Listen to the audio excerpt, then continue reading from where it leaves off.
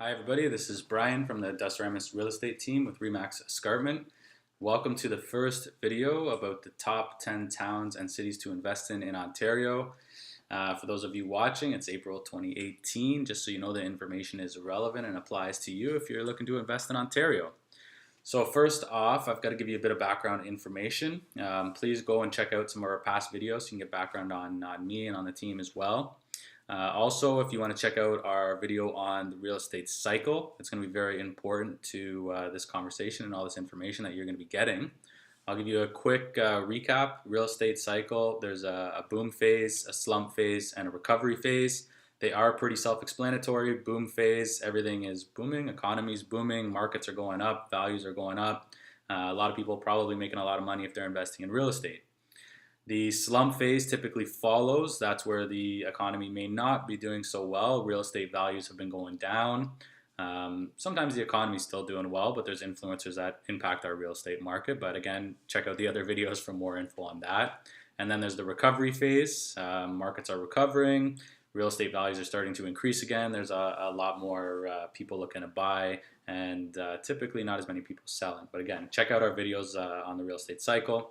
Another great spot for information on that is a book called The Secrets of the Canadian Real Estate Cycle by Don R. Campbell, who is the senior analyst at REIN, the Real Estate Investment Network of Canada. That book truly is timeless. I've read it myself numerous times because it really does help you make strategic decisions with the Canadian real estate market especially. So to evaluate these top 10 cities and towns that we're going to get into, we're looking at economic factors, we're looking at demographic fundamentals, and we're looking at current market influencers. So that's what we're taking in. It's a lot of information to go through, to evaluate, to figure out what phase of the cycle each area is going to be in, and which towns are going to be the next kind of top ones for the next about 5 years, depending on what happens with the markets. So again, if you're going to need more information, please reach out to us because there's a lot of information here, and obviously I'm not going to get it all out. I'm just going to give you some kind of tidbits of information. From there, please reach out to us. We're happy to sit down with anyone who is thinking of investing in real estate or even interested at all. This is what we do. This is what we live. So we're more than happy to help you out. So for some of the key economic drivers that you want to look into when you're going to be investing in real estate, and what we looked at when we're looking at these top 10 towns and cities are we want to look for transit expansion. So not where the government says the transit's going, but where the shovels are actually in the ground and where the stations are actually going.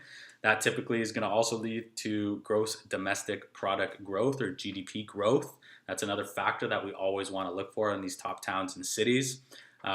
Where there's growth in the economy, there's also going to be employment growth, and there's going to be population growth. So those are all some of the key drivers economically that we want to look at, and we want to make sure that any of the top towns and cities kind of tick off all the boxes in that category. Obviously, the more population, more the economy's growing, more transit, we're going to have more clients for us to rent our properties to, and they're not our tenants, they are our clients. Next, after that, there is also the market influencers that we're looking at. So with this, we got to kind of keep in mind that Canada, we are primarily a commodity-driven economy.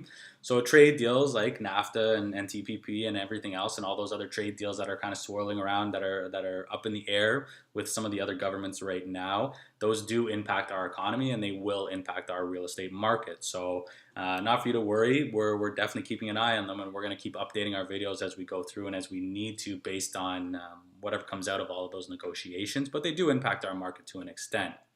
Another market influencer is the ease of financing and obviously interest rates. Anyone that's been into the real estate market at all in the last couple of years knows a few things about the financing status in Canada. For a few years, it was extremely easy. They were basically giving money away to a lot of people. They still did make sure you had to qualify and things like that, but money was very cheap. Interest rates were very low to borrow. Recently, over the last about 12 months or so, we've started to see a lot of policy come in place that is actually restricting people's ability to get financing and interest rates. So that does impact, again, our real estate market. So we've evaluated all those factors into this conversation as well, of the top 10 cities and towns. Another big factor is first-time buyers. So as you know, baby boomers starting to get a little bit older now and looking at retiring and cashing in, a lot of them. So they're selling their real estate and they're looking at getting into renting. Millennials, the next generation, that's actually my generation. We're at the top end of it, but with the millennial generation as well, a lot of them are very slow to get into the real estate market and typically aren't buying till they're a little bit later. I think the numbers are up into the 30s now. That's kind of the average first time home buyer. So in Canada, about a third of our population actually rents, which is a huge statistic. So again, that just means from a landlording perspective, we have a lot of clients in Canada and a lot of clients in Ontario that are looking to rent. So we can provide them with good, safe places to live. And from our perspective, and from my perspective, as obviously a real estate agent professional and a real estate investor and a landlord, take great pride in providing our clients with that service. So first-time buyers definitely going to impact into the conversation here. Another market influencer that comes in is foreign exchange rates. They actually do impact our real estate market as well. So believe it or not, Canadian dollar is the 7th most traded economy. I was kind of surprised when I saw this. I guess I'd never really looked into it, but as I started digging into the research over the last few months, and I found that our dollar is pretty highly traded from a currency standpoint. We actually do stack up pretty well against the US dollar. Even though the conversion, if you're going shopping down south into the US, it might not feel like the Canadian dollar goes that far, but it does stand up pretty well to the US dollar. And that's why a lot of foreign investors look to our economy and look to Canada to invest, whether that be in real estate or other markets. For example, anyone that knows a little bit about the real estate market here that's been going on has heard kind of the buzzwords about the foreign buyers tax that was put in place in Toronto and previously in Vancouver as well. This exchange rate is actually one of the main drivers as to why foreign investors haven't been scared away from investing in our real estate market. So this tax came in to try and put some sort of tax against foreign buyers and help slow the real estate market that was booming. When it did come in, it had a minor impact, but that was more people responding to the language and responding to the fact that a major change was coming in.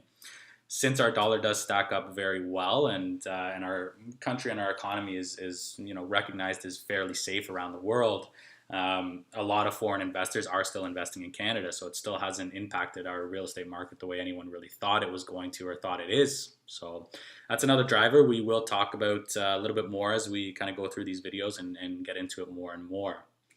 Another market influencer is actually inflation. So inflation is obviously a good guide to the economy's health. Anything right around 2%, just under 2% is kind of considered as healthy growth, so a healthy economy.